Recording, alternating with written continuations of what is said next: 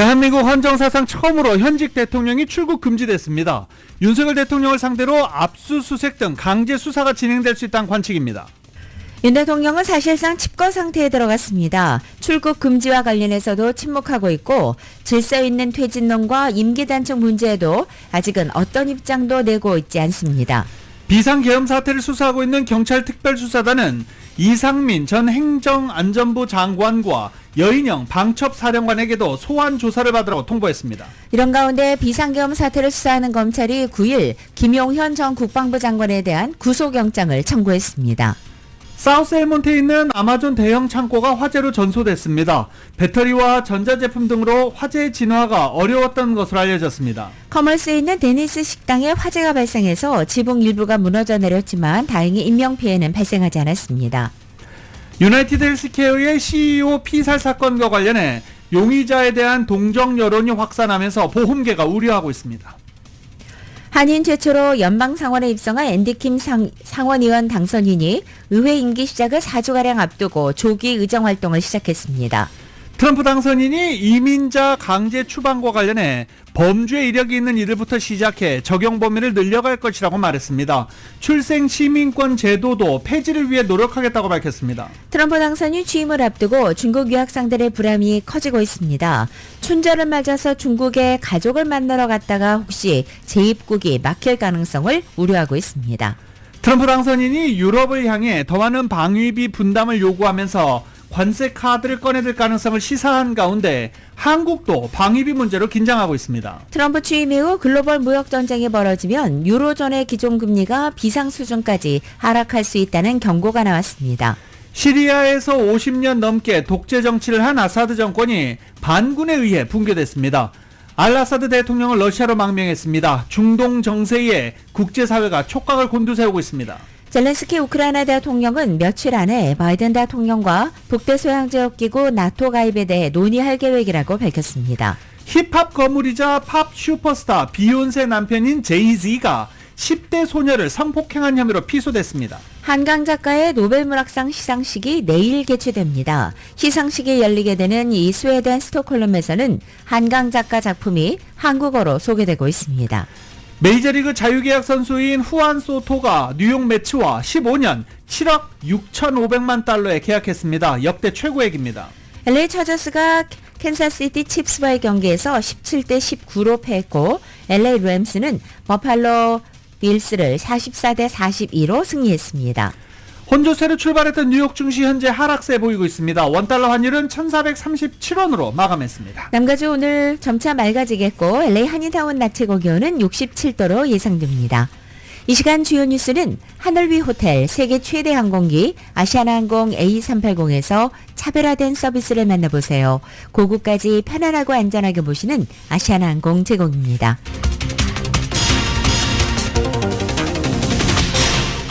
여러분 안녕하십니까? 김윤정입니다. 안녕하십니까? 유지승입니다. 2024년 7월 9일 월요일 라디오 서울 모닝 뉴스 2부입니다. 비상계엄 사태로 현직 대통령이 출국 금지 조치되는 초유의 사태가 벌어졌습니다. 아니 대통령이 무슨 나라를 버리고 어딜 간다고 출국 금지 조치를 라고 할 수도 있지만 해외 순방 모든 게 다 출국할 수 없는 금지 조치가 되는 것입니다. 역대 대통령 중 출국 금지 조치된 것은 윤석열 대통령이 처음입니다. 국정농단 사태 당시 박근혜 전 대통령의 뇌물수수 의혹을 수사했던 박영수 특검팀도 현직 대통령 신부님을 고려해 별도의 출금 조치를 하지 않은 만큼 이번 조치는 큽니다. 법무부는 내란과 직권남용 등의 혐의로 수사를 받고 있는 윤석열 대통령을 출국 금지 조치했다라고 오늘 LA 시간으로 오늘 새벽 밝혔습니다. 출국 금지는 원활한 수사 진행을 위해서 해외 도피 우려가 있는 조사 대상자가 외국으로 나가는 것을 금지하는 겁니다. 이에 따라 윤석열 대통령은 출국 금지가 해제되지 않는 한 외국 순방 등을 이유로 출국할 수 없습니다. 출국 금지 포문을 연 건 고위공직자 범죄 수사처였습니다. 좀 더 자세한 소식 지금 검찰이 어떻게 돌아가고 있는지 KBS 잠시 연결해 보겠습니다. 법무부가 오늘 오후 내란 혐의 등을 받는 윤석열 대통령을 출국 금지 조치했습니다. 현직 대통령이 출국 금지된 건 이번이 처음입니다. 출국 금지는 수사기관이 수사를 원활하게 하려고 조사 대상자를 외국으로 나가지 못하게 하는 조치입니다.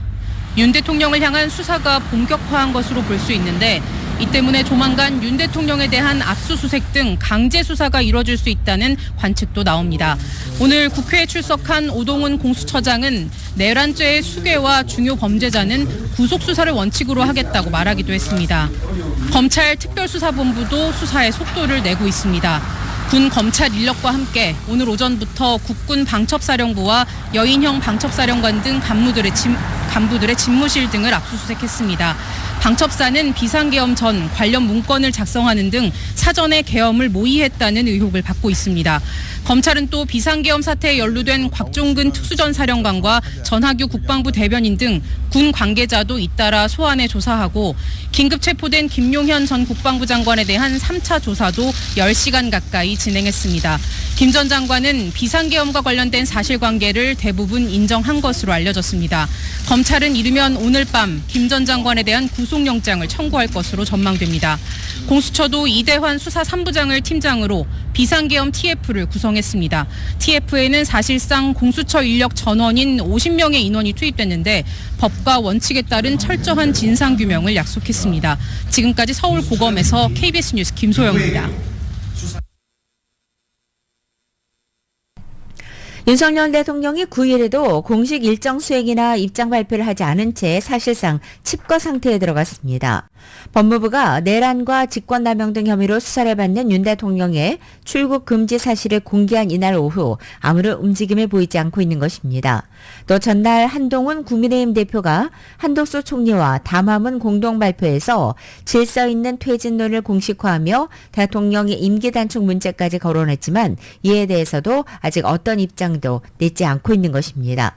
여권에 따르면 윤 대통령은 이날도 한남동 관저에 머물며 정치권과 여론 움직임을 파악 중인 것으로 알려지고 있습니다. 지난 7일 계엄 사태 나흘 만에 용산 대통령실에서 대국민 발표를 한 것이 마지막 육성이자 모습이었습니다. 이후 한남동 관저로 들어가서 국회 탄핵 표결 장면을 포함한 외부 소식을 TV로 지켜본 것으로 전해지고 있습니다. 계엄 사태를 수사하는 검찰이 LA 시간으로 오늘 오전 김용현 전 국방부 장관에 대한 구속영장을 청구했습니다.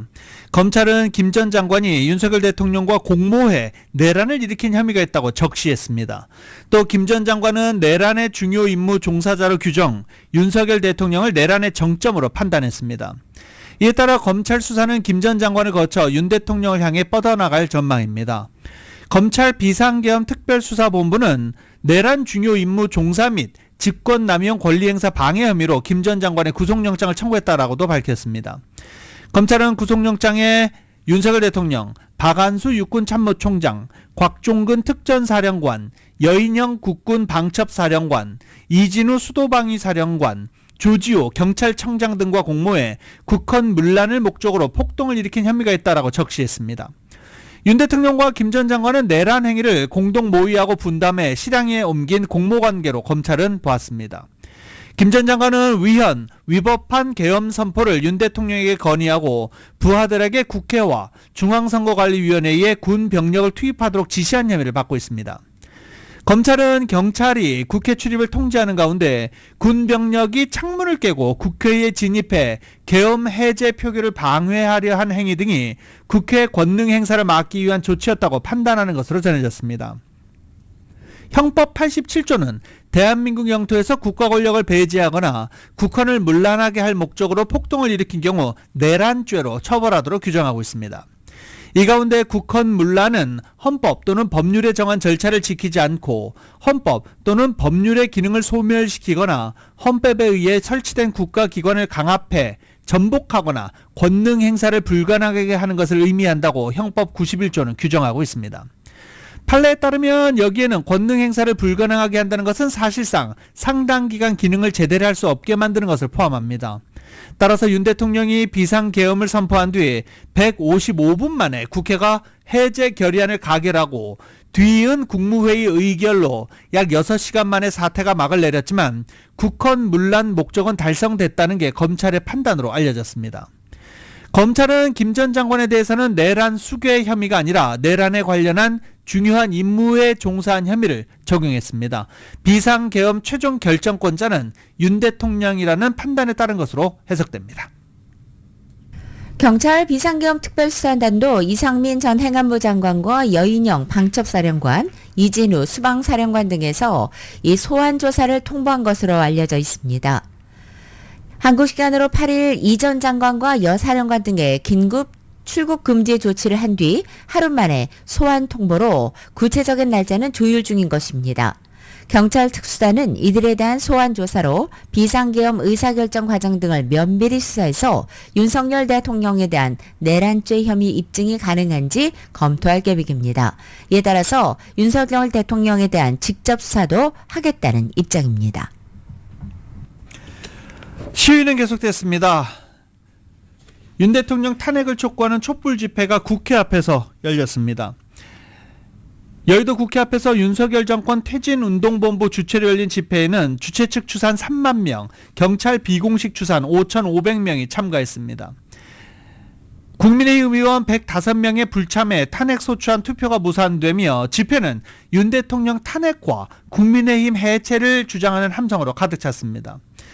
연단에는 일반 시민들을 포함해 각 단체들 공동대표들이 연단에 올라 목소리를 내기도 했습니다. 또 참가자들은 국회의사당에서부터 한국수출입은행 본점을 거쳐 국민의힘 중앙당사까지 행진을 하기도 했습니다. 또 국민의힘 중앙당사에서는 국민의힘 로고를 찢는 퍼포먼스도 펼쳐졌습니다. 집회와 행진은 별다른 충돌이나 사고 없이 마무리됐습니다. 탄핵 소추안 재표결을 촉구하는 국회 앞 촛불 집회 이번 주 내내 열릴 예정입니다. 윤석열 대통령의 비상계엄 선포 사태로 탄핵 정국이 이어지면서 트럼프 2기 행정부에 대비하는 한국 정부의 통상 외교에도 빨간불이 켜졌습니다. 조 바이든 행정부의 남은 임기와 내년 1월 20일 트럼프 2기 행정부 출범 전까지 한국 정부가 해결해야 할 대미 통상 현안이 산적해 있는 가운데 갑작스러운 비상계엄 후폭풍으로 한국 정부 기능이 사실상 마비 상태이기 때문입니다. 지난달 트럼프 당선 이후 관세 폭탄과 보조금 폐지 등 예상되는 무역 압박에 대비하기 위해서 민관이 함께 뛰어왔던 노력이 수포가 되는 것 아니냐는 우려가 나오고 있습니다. 현재 국내외 통상 전문가들은 트럼프 1기 때보다 이번 2기의 무역 정책이 훨씬 속도전으로 진행될 것으로 보고 최근 한국 정치 혼란상이 협상의 골든타임을 놓치는 등 국익을 해칠 수 있다는 우려 섞인 전망을 내놓고 있습니다. 한편 트럼프 1기가 출범했었던 2017년 1월 한국은 공교롭게도 박근혜 정권 탄핵 정국이었습니다. 이후 문재인 정부가 출범하고 한 달 만인 2017년 6월 워싱턴 DC에서 한미 정상회담이 열렸는데 당시 트럼프 대통령은 방송 카메라 앞에서 실무진간 협의에도 없었던 한미 FTA 재협상 카드를 꺼내들었고 대미 철강 수출에 쿼터를 부여한 철강 232조 조치는 그 이듬해 2월부터 본격적으로 불거지기도 했습니다. 트럼프 2기는 이보다 훨씬 더 빠른 속도로 통상 정책을 펼칠 것이라는 전망이 나오고 있는 만큼 내년 1월 트럼프 취임 전까지 세계 각국도 자국의 이익을 보호하기 위한 룰 협상 등에 발빠르게 움직이고 있는 실정입니다. 라디오서울 모닝뉴스 함께하고 계십니다. Sleigh bells ring, are you listening? In the lane, snow is glistening. 12월 9일 월요일 남가주의 날씨입니다. 한 주간을 새롭게 시작하는 오늘 남가주 지역. 오전에는 흐리지만 점차 맑아지겠고 낮 기온은 평균 기온 보이겠습니다. 밸리와 푸틸 지역을 비롯한 일부 지역에 다소 강한 산타나 바람이 불고 있고 현재 남가주 대부분 지역은 산불경보, 레드 플랫 워닝도 발효되어 있습니다. 화재 위험에 각별히 유의하시기 바랍니다. 남가주의 대체로 맑고 건조한 날씨 당분간 계속되겠고 이번 한 주 동안의 낮 최고 기온은 평균 기온에서 크게 벗어나지 않겠습니다. LA 한인타운의 오늘 낮 최고 기온 67도, 밤 최저 기온은 48도, 오렌지 카운티 지역은 68도, 45도, 밸리와 일란드 엠파이어 지역 73도, 54도, 해안 지역은 62도, 50도로 예상됩니다. 한국 오늘 전국이 대체로 맑겠고 서울의 오늘 아침 최저 기온이 26도, 낮 최고 기온 44도로 예상됩니다. 나다솔 모닝뉴스 함께하고 계십니다. 이 트럼프 대통령 당선인이 미국에서 출생한 출생자들에게 자동으로 시민권을 부여하는 이른바 출생 시민권 제도를 폐기하겠다고 밝혔습니다. 이 출생 시민권 제도는 미국에서 태어나는 경우 자동으로 시민권을 부여하는 제도입니다. 트럼프 당선인은 미국이 유일하게 출생 시민권 제도를 갖고 있는 나라라며 우스꽝스럽지 않느냐, 이를 끌어내야 한다라고 말했습니다. 이에 대해서 MBC 방송은 의회 도서관 검토에 따르면 캐나다와 브라질 포함해 30개국 이상이 출생 시민권을 제공한다며 일단은 주장에 반박을 하긴 했습니다. 특히 트럼프 당선인은 부모가 불법 이민자들이고 아이는 출생 시민권 제도로 합법적 미국인이라 할지라도 해당 가족 구성원 모두 추방할 수 있다고 강조했습니다. 그는 부모는 불법 이민자지만 아이는 합법 시민권자인 혼합 이민 가구가 400만 가구에 달한다며 가족을 흩어버리고 싶지 않다며 그를 위한 유일한 방법은 그들을 모아두고 모두 돌려보내는 것이다 라고 주장했습니다. 다만 트럼프 당선인은 어린 시절 미국에 들어온 불법 이민자 이른바 드리머들이 미국에 체류할 수 있도록 하는 법안을 통과시키기 위해서는 민주당과 협력할 의향이 있다라고 말하기도 했습니다. 아울러 트럼프 당선인은 불법 이민자 강제 추방에 대해 범죄 이력이 있는 자들부터 내보내기 시작할 것이며 차후 범죄자 외의 사람들로 확대할 것이라고 전했습니다. 어떤 범죄가 포함될지에 대해서는 구체적으로 설명하지 않았습니다. 또 범죄자들을 미국에서 몰아내야 한다며 하지만 우리는 범죄자들로부터 추방을 시작할 것이고 이후 범죄를 저지르지 않은 다른 불법 이민자들에 대해서도 추방을 적용할 것이다 라고 설명했습니다. 미국과 멕시코 국경지대에 있는 리오그란데 강을 건너다가 사망한 서류 미비 불법 이민자 수가 공식 집계보다 최대 수백 명 더 많다는 분석이 나왔습니다. 미국의 워싱턴 포스트와 멕시코 일간지가 양국 50여 곳의 관청에서 확인해서 검증한 자료 결과 2017년부터 2023년까지 리오그란데 강에서는 최소 1,107명이 익사한 것으로 나타난 것입니다. 이 가운데 텍사스에서는 858건의 이민자 익사 사고가 발생했는데 같은 기간 587건이라는 공식 집계와는 큰 차이가 있었다고 매체들은 전했습니다. 미국 세관 국경보호국은 연방법에 따라서 매년 미국 입국을 시도하다가 사망하는 사람 수를 기록하고 있다면서도 관련 데이터의 불안정성을 인정했다고도 전했습니다. 익사자는 2021년 178명에서 2022년도에는 267명으로 급증했고 사망자 증가 시기는 불법 입국을 시도하는 사람들의 수가 기록적으로 늘어난 시기와 일치하고 있습니다. 한인 최초로 연방 상원의원 선거에서 승리한 앤디 킴 상원의원 당선인이 당초 임기 시작일인 내년 1월 3일을 4주가량 앞두고 어제부터 의정활동을 공식 시작했습니다. 뇌물 혐의로 유죄를 받은 밥 메넨데스 전 상원의원이 지난 8월 사퇴하면서 임시로 후임자로 있던 조지 헬미 전 상원의원도 사직한 데 따른 것입니다. 필 머피 뉴저지 주지사는 성명을 내고 김 당선인을 상원의원으로 임명한다라고 밝혔습니다. 이 조치를 통해 김 당선인은 새로운 역할에 최대한 순조롭게 적응해 뉴저지주 주민들을 위해 봉사할 수 있을 것이다 라고 말하기도 했습니다. 앤디 킴 의원은 우리 가족에게 아메리칸 드림의 기회를 준 뉴저지를 대표해 상원에서 일할 수 있게 돼 영광이라며 많은 이웃들이 아직 이루지 못한 꿈, 아메리칸 드림을 이루기 위해서 싸울 준비가 되어 있다라고 밝혔습니다. 미국인들이 느끼는 의료보장 서비스의 질이 24년 만에 최악의 수준으로 떨어졌습니다. 8일 여론조사 기관인 갤럽이 지난달 11월 6일부터 20일까지 연례 건강과 의료에 대한 설문조사를 진행한 결과 응답자의 단 28%만이 의료보장이 우수하거나 좋다라고 답변했습니다.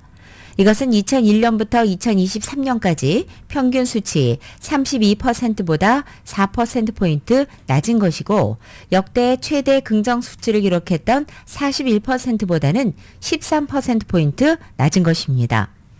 갤럽은 미국 의료의 질에 대한 평가가 24년 만에 가장 낮은 수치로 떨어졌으며 전국 의료 보장에 대한 견해는 여전히 전반적으로 부정적인 상황이라면서 미국 의료 시스템에 심각한 문제가 있거나 심각한 위기에 처해있다는 믿음을 심화시킬 가능성이 크다고 지적했습니다.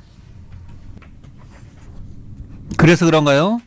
지난 4일 맨해튼 미드타운에서 발생한 유나이티드 헬스케어 CEO 브라이언 탐슨 살해 사건 때문에 의료계가 보험계가 특히 보험계가 긴장하고 있습니다. 자세한 소식 이은 기자가 보도합니다. 브라이언 탐슨 살해 사건의 총격범의 스틸 영상이 공개돼 뉴욕 경찰국 경관 전원에게 배포됐고 현장에서 용의자가 마신 물병의 DNA 샘플이 검사실로 넘겨졌습니다. 하지만 아직 총격범의 신원이 파악되지 않았고 정확한 범행 동기도 아직 밝혀지지 않은 상황입니다. 50세의 이 보험회사 CEO는 힐튼 호텔에서 열리는 회사 투자자 컨퍼런스에 도착하던 중 치명적인 총격을 받았습니다. 하지만 현장에서 발견된 탄피의 마커로 거부한다라는 deny, 또 기각한다는 의미의 depose, 그리고 방어한다는 defend 하는 단어들이 적혀있는 것으로 미루어 보아 보험회사로부터 의료비 보상을 거부당한 가입자가 앙심을 품고 살인사건을 저지른 것이 아니냐는 추측이 지배적입니다. 탄피에 적힌 용어로 보통 의료보험 회사들이 가입자들의 의료비 치료 요청과 관련해서 보험회사가 의료비 치료 요청을 거부할 때 사용되는 단어들입니다. 숨진 탐슨의 아내는 남편이 최근 여러 차례 협박을 당한 적이 있다고 진술했는데 보험업계는 의료보험회사 CEO들이 의료비 청구 문제로 기각당한 가입자들로부터 협박을 받는 경우가 흔하다고 지적하고 있습니다. 소셜미디어 상에서는 이번 살인사건을 옹호 내지는 조롱하는 댓글들이 많이 달리면서 이 같은 사회 분위기에 특히 의료보험업계가 잔뜩 긴장하고 있습니다. 게시물을 보면 의료보험 산업에 대한 주민들의 적대감은 높습니다. 의료보험 회사들이 탐욕스럽고 냉담하다는 주민들의 인식이 상당히 광범위하다는 점을 보여주고 있고 주민들의 잠재된 분노가 또 다른 폭력으로 이어질 수 있는 위험 때문에 업계가 긴장하고 있습니다. 연봉이 $10,000가 넘는 탐슨이 살해된 것에 대해서 한 네티즌은 유나이티드 헬스케어의 보험금 청구 거부로 사랑하는 이들을 잃은 모든 분들께 오늘 동정을 보냅니다라고 썼습니다. 또 다른 주민은 세상에서 최악의 의료회사 중 하나의 CEO에 대해서 동정심을 갖기는 어렵다며 그들은 당신 가족의 무덤 위에서 먹고 산다고 썼습니다. 컬럼비아 대학 사회복지학 선임 강사는 소셜미디어 X에 오늘 우리는 총에 맞아 사망한 탐슨의 죽음을 애도한다라면서 잠깐 죄송하다며 오늘 우리는 탐슨과 같은 보험회사 임원들이 백망장자가 될 수 있도록 매년 불필요하게 목숨을 잃는 6천만 명의 주민들의 죽음을 애도합니다라고 썼습니다. 이 게시물은 좋아요와 리포트를 받으면서 큰 호응과 함께 반대 의견도 불러일으켰습니다. 두 자녀의 아버지가 총에 맞아 사망한 것을 즐겁게 축하하는 것은 비열하다는 것입니다. 한편 지난 5일 또 다른 의료보험회사인 앤썸블루 크로스블루 쉴드는 수술 중 마취에 대한 의료 비용 보상을 제한하려 했던 정책 변경안을 철회해 유나이티드 헬스케어의 CEO 살해 사건이 영향을 받은 것이 아니냐는 추측이 나옵니다. 지난 2월 보고서에 따르면 주민들은 최소 2,200억 달러의 의료비 부채를 지고 있고 약 300만 명이 $10,000 이상의 부채를 지니고 있습니다. 라디오설 뉴스 이은입니다. 한 달여 전 LA 한인타운 한복판에서 하루 동안 2명이 총격 피살되는 연쇄 살인 사건이 발생해서 뒤숭숭해진 가운데 이번에는 한인업소 밀집 지역인 웨스턴과 사가에서 또다시 심야 무차별 총격 사건이 발생했습니다. 특히 이번 총격 사건의 피해자들은 범죄와 관련이 없어 보이는 11살, 17살의 미성년자들로 알려져서 대상을 가리지 않는 잔혹한 범죄에 현재 연말 치안 불온이 더욱 심화되고 있습니다. LAPD에 따르면 토요일인 지난 7일 새벽 1시 한인업소가 밀집돼 있는 웨스턴과 사가 몰 앞에서 차량을 타고 지나가면서 총을 쏘는 행위, 드라이브아이 슈팅이 발생했고 신고를 받고 출동한 경찰은 현장에서 피해자 2명을 발견했습니다. 피해자들은 각각 11살 여아와 17세 청소년으로 두 사람 모두 라틴계로 나타났고 경찰은 용의자 역시 2명의 라틴계 남성들이며 정확한 범행 동기와 용의자들이 사용한 차량에 대한 수사를 계속 진행하고 있다고 밝혔습니다. 재외동포청은 재외 한글학교 교사의 전문성 제고를 위해 한글학교 교사들의 국내 사이버대학, 한국 내 사이버대학 한국어 교육 관련 학위 과정 수강을 지원한다고 밝혔습니다. 한글학교 교사 학위과정 지원 사업으로 등록금 일부를 지원함으로써 학위와 한국어 교원 자격 2급 취득할 수 있도록 돕는다는 것입니다. 3학년 편입생이 대상으로 경희사이버대, 고려사이버대, 디지털 서울문화예술대, 사이버 한국 외국어대, 세종사이버대, 숭실사이버대, 원광디지털대학교 등이 학위 과정을 운영합니다. 내년 1월 초까지 신청받고 대학별 마감일이 다르기 때문에 모집 요강을 각 대학 원하는 대학교의 모집 요강을 확인해 봐야 됩니다. 자세한 사항은 재외동포청 웹사이트를 참고하시면 됩니다. LA 한인타운 중심부인 팔가와 옥스포드에 새롭게 문을 연 시온마켓 옥스포드점이 9일인 오늘 본격 영업을 알리는 그랜드 오프닝을 맞아서 앞으로 열흘간 특별 프로모션 이벤트를 진행한다고 밝혔습니다. 시온마켓 측은 이 옥스포드점은 전통적인 대형마켓과 현대적인 편의점의 강점을 결합한 슈퍼레트 스타일로 설계됐다고 밝혔습니다. 시온마켓은 오늘 9일 그랜드 오프닝을 기념해서 9일부터 열흘간 고객들의 성원에 보답하는 특별 프로모션을 마련한다고 밝혔습니다.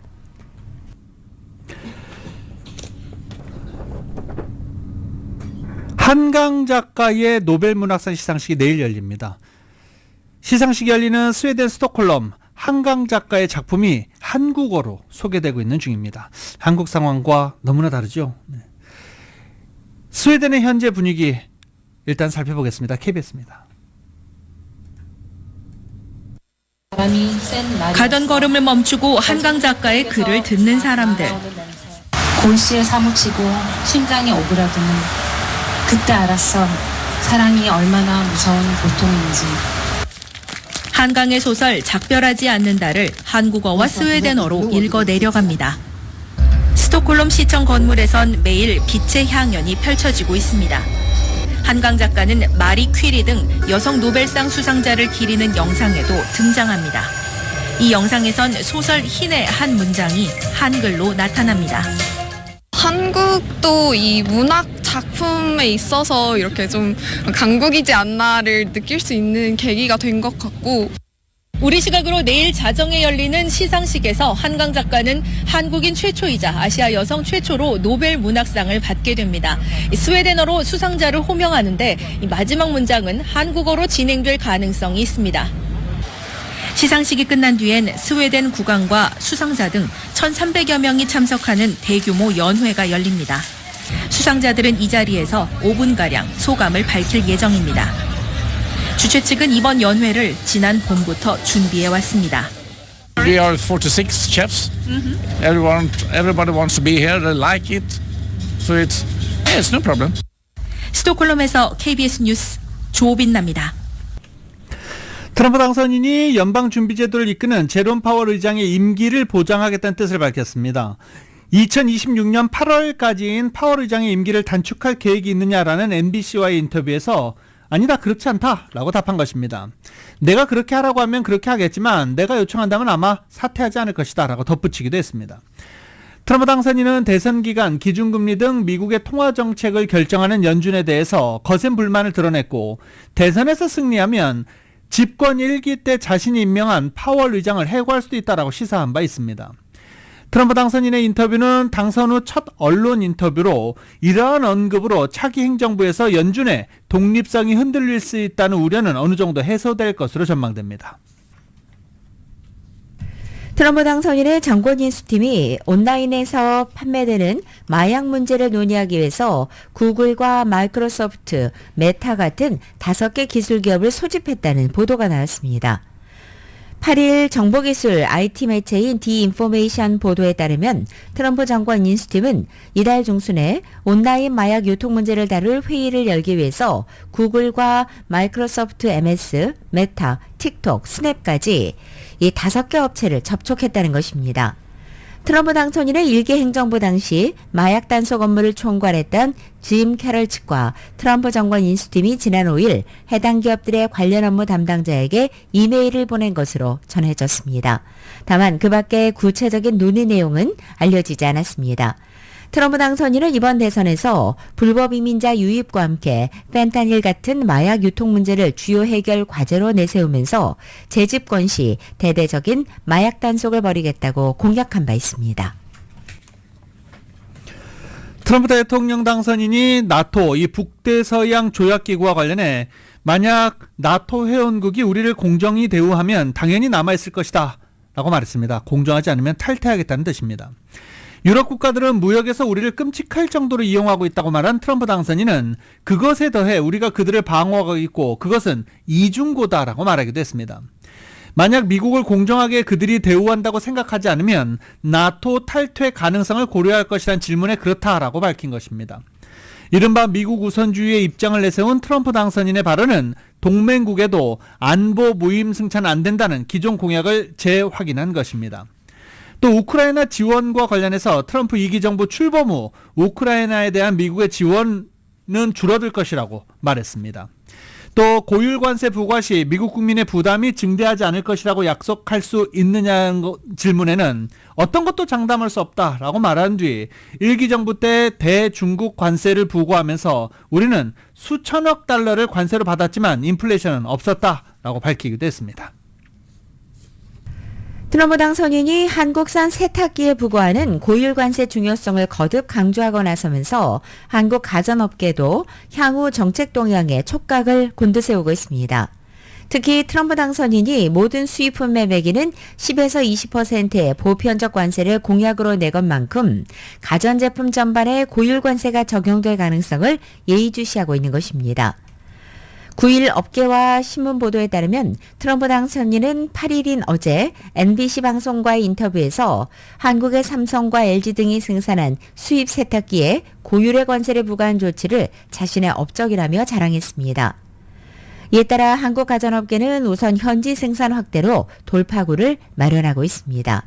세탁기는 이미 미국의 보호무역주의와 통상 압박에 대응해서 미국에서 세탁기 현지 생산 체제를 갖춰 유연한 대응이 가능한 편입니다. 세이프가드 발동 이전에 세탁기 현지 생산 체제 구축을 추진하던 삼성전자와 LG전자는 모두 세이프가드 발동을 계기로 공장 준공 일정을 앞당긴 바 있습니다.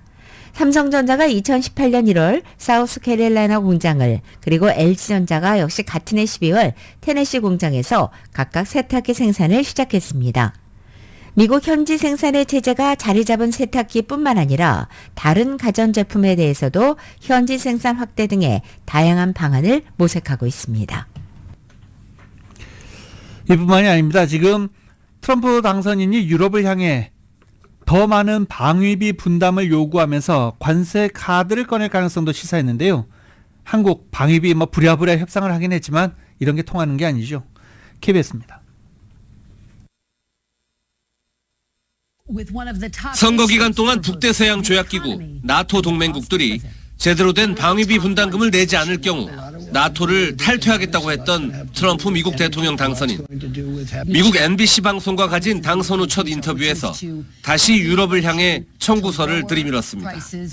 안보 무임승차가 계속되면 나토 탈퇴도 불사하겠다는 겁니다. They're treating us fairly. The answer is absolutely. I'd stay with NATO. They have to pay their bills. If they pay their bills, absolutely. 트럼프 당선인은 공짜로 유럽의 안보를 지켜주는 상황에서 무역 손해까지 보고 있다며 이를 미국의 이중고라고 지적했습니다. 그러면서 캐나다의 예를 들면서 각종 불균형 해결을 위해 관세 카드를 또 꺼낼 수 있음을 시사했습니다. Tariffs are properly used are a very powerful tool, not only economically but also for getting other things outside of economics. 10만 명의 미군이 배치된 유럽에서 미국의 나토 탈퇴는 악몽과도 같은 일입니다. 트럼프 2기 행정부가 한국을 향해서도 주한미군 방위비 분담금의 대폭 인상을 요구할 가능성도 커지고 있습니다. They'd be paying us $10 billion a year. And you know what? They'd be happy to do it. It's a money machine, South Korea. 미국 새 행정부가 우리나라에 방위비 분담금 재협상을 요구하고 뜻대로 되지 않을 경우 관세를 통한 압박에 나설 가능성도 배제할 수 없는 상황입니다. 워싱턴에서 KBS 뉴스 김경수입니다. 현지 시간으로 7일 프랑스 파리에서 열린 노틀담 대성당 재개관 기념식에서 수십 명의 정상급 참석자 가운데 단연 눈에 띄는 인물은 아직 취임도 하지 않은 트럼프 대통령 당선인이었습니다. 에마누엘 마크롱 프랑스 대통령은 부인 마크롱 여사와의 사이에 트럼프 당선인 자리를 마련해서 극진한 예우를 표했습니다. 취임까지 아직 40여일이 남았지만 국제 무대에서는 조 바이든 대통령이 아니라 트럼프 당선인이 미국 대통령처럼 보이는 장면이었습니다. 바이든 대통령의 부인 질 바이든 여사가 앉았지만 바이든 대통령의 부재를 더욱 실감케 하는 자리 배치였다는 해석도 나오고 있습니다. 트럼프 당선인은 파리에서 마크롱 대통령과 함께 볼로디미르 젤렌스키 우크라이나 대통령을 만나고 반군이 수도를 장악하며 시시각각으로 급변하는 시리아 상황에 대해서 공개적으로 언급을 하면서 사실상 현직 대통령에 준하는 존재감을 과시한 것입니다. 워싱턴 DC에 머물며 일요일이었던 8일이 돼서야 시리아에 대한 입장 표명을 했던 바이든 대통령과 대조되는 장면이었습니다. 이렇게 국제 무대뿐만 아니라 미국 내에서도 트럼프 당선인은 대통령은 한 번에 한 명이라는 오랜 전통에 구애받지 않는 듯한 행보를 이어가고 있습니다. 연일 논란을 마다하지 않는 파격적인 인선으로 미국민들의 시선을 집중시키는 한편 집권 1기 때와 마찬가지로 소셜미디어를 적극 활용한 정책 발표로 미국 안팎을 들었다 놨다 하고 있는 것입니다. 이런 가운데 영국의 가디언은 트럼프는 이미 취임 40여일 전부터 워싱턴의 아젠다를 장악하고 있으며 자극적인 인선과 정책 발표로 이목을 잡아채고 있고 외국 정상과의 힘겨루기도 시작했다면서 미국인 다수에게 그는 이미 대통령인 것처럼 느껴지고 있다고 지적했습니다. 한편 트럼프 당선인의 기세에 바이든 대통령에 대한 관심은 거의 가치를 감추고 있습니다. 바이든 대통령은 최근에 현직 대통령 중에서는 처음으로 앙골라를 방문했지만 기사도 거의 나지 않았고 백악관의 유튜브 채널에서는 조회수가 2,000회도 나오지 않았습니다. 게다가 바이든 대통령은 여러 차례 공언에도 불구하고 차남 헌터 바이든에 대한 사면을 단행해 비난받고 있는 실정입니다. 트럼프 당선인 취임을 앞두고 유학 중인 중국 학생들 불안은 커지고 있습니다. 일부 대학교는 조기 귀국하라라고 권고하기도 했죠. 1기 때보다 더 강경한 대중국 기조와 불법 이민자 대규모 추방 등 반이민 정책을 예고한 상황에서 유학생들이 불똥이 어디로 튈지 알 수 없는 상황이기 때문에 중국 유학생들의 우려가 크다는 것입니다. 일부 학생들은 연말연시 휴가와 중국 최대 명절인 춘제 때 중국의 가족을 만나러 갔다가 미국 재입국이 막힐 가능성을 우려해 계획을 미루고 있으며 주요 대학들도 되도록 미국 내에 머물다가 출국하더라도 내년 1월 20일 취임식 전에 캠퍼스로 복귀하라고 권고하고 나선 상태입니다. 중국판 인스타그램으로 불리는 소셜미디어 플랫폼 샤오홍수에는 중국인 미국 유학생들이 미국 재입국 우려와 관련해 최근 학교로부터 받은 공지를 계속 올리고 있는 중입니다. 네, 대부분 1월 20일 전에 미국으로 입국하라라는 내용입니다. 일단 NFL 먼저 정리를 좀 해드려야 되겠죠. 물론 굵직한 뉴스가 있습니다. 메이저리그에 깜짝 놀란 계약이 있었는데 일단 NFL 소식 먼저 정리를 좀 해보겠습니다. 어제 LA 램스가 버팔로 빌스와의 경기 있었습니다. 버팔로 빌스 잘 강팀이죠. 네, 아메리칸 풋볼 컨퍼런스 전체 2위 그리고 동부조 1위를 달리고 있는 팀입니다. 이거 말로 하자면 난타전이 이런 난타전이 없었습니다. 44대 42로 LA 램스가 승리를 거뒀습니다. 정말 점수 많이 났죠. LA 램스와 버팔로 빌스 간의 경기는 44대 42로 LA 램스가 승리를 거뒀습니다. 또 어제 오후 관심을 끌었던 LA 차저스와 캔자스시티 칩스 간의 경기는 LA 차저스가 17대 19로 패했습니다. 좀 아쉬웠죠? 올 시즌 2번 만났는데 2번 다 졌어요. 차저스는 항상 말씀드립니다. 캔자스시티를 넘어야 더 높은 곳으로 올라갈 수 있습니다. 26살의 후안 소토 선수가 전세계 프로스포츠 사상 처음으로 역대급 계약을 체결할 전망입니다. ESPN은 어제 슈퍼스타 웨어스 소토가 뉴욕 매치와 15년 7억 6,500만 달러에 입단 합의했고 연평균 5,100만 달러, 총 7억 6,500만 달러라는 모두 보장 금액이라고 보도했습니다.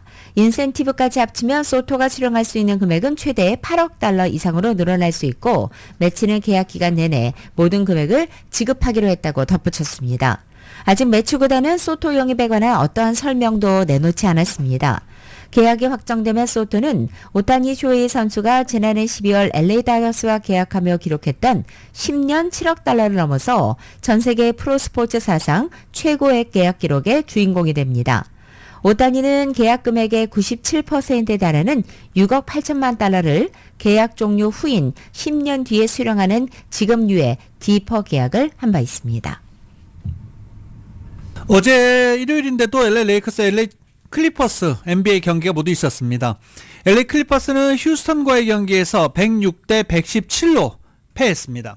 그리고 LA 레이커스는 포틀랜드와의 홈 경기에서 107대 98로 승리를 거뒀습니다. 레이커스 클리퍼스 올 시즌 막 성적이 기복이 굉장히 많아요. 네, 끝까지 어떤 모습 보일지 지켜봐야 되겠습니다.